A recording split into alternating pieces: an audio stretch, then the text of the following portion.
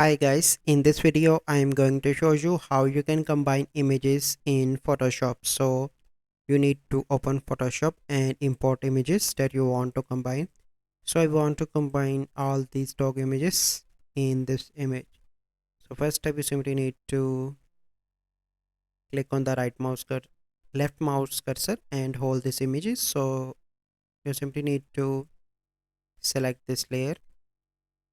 Okay, hold that, move on to this and here. So you need to make that image a little bit smaller so that it will be fit in your current image.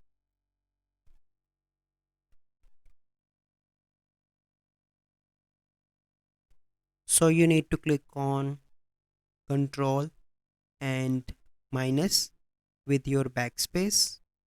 Okay, and hold from here, and like this you need to make image smaller. Okay, now I'm going to select this image. You need to do the same process like this, and now I'm going to select this image, click here from here, and now you can see that. So if you want to zoom, you simply need to click on control and plus together, and here you can see.